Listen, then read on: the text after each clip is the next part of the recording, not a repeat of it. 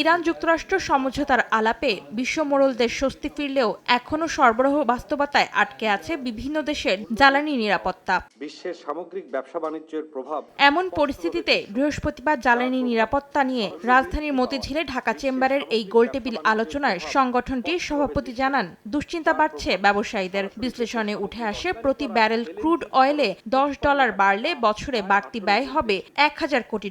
বিশ্ববাজারে তেলের দাম প্রতি $10 বাড়লে বাংলাদেশে বছরে অতিরিক্ত $1 বিলিয়ন খরচ হবে। যদি তেলের দাম $120 উপরে থাকে তবে অতিরিক্ত জ্বালানি খাতে খরচ বাড়বে $4 থেকে $5 বিলিয়ন। এতে করে বিপিসির মোট লোকসান ৪৫,০০০ কোটি টাকা ছাড়িয়ে যেতে পারে।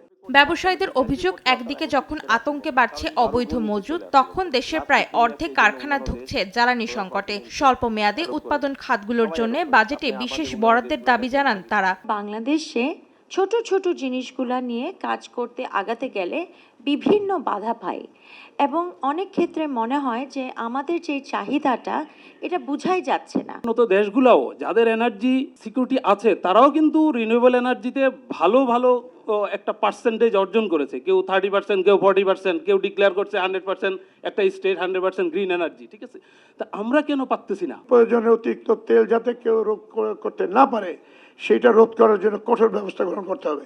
শিল্প মন্ত্রণালয়ের সচিব জানান, নিরবিচ্ছিন্ন জ্বালানি সরবরাহে নতুন করে ভাবছে সরকার। রাজস্ব যে নীতি বা যে প্রোডাকশনের ক্ষেত্রে এবং আমদানি নীতির ক্ষেত্রে আমরা আসলে ইউজার ফ্রেন্ডলি নয়, এটা আমাদেরকে রিডিউস করতে হবে। অনেক ক্ষেত্রেই কোনো জায়গায় আমাদের একেবারে 0-তে বা 1%-এ এনে এগুলো একটা সময় পর্যন্ত দিতে হবে আমাদেরকে সময়। যেহেতু নতুন গভর্নমেন্ট এসেই যে ওয়ার্ক ক্রাইসিসের মধ্যে আসলে পড়েছে, সুতরাং এটাকে থেকে উত্তরণের জন্য তাদেরকেও সময় দেওয়া দরকার। এ সময় মধ্যপ্রাচ্য নির্ভর জ্বালানি উৎস থেকে বের হয়ে আসার পরামর্শ দেন আলোচকরা। তাগিদ উঠে আসে নবায়নযোগ্য জ্বালানি ব্যবহারে কার্যকরী পরিকল্পনা হাতে নেয়ার। ওয়ার্ক ক্রাইসিসের মধ্যে আসলে পড়েছে।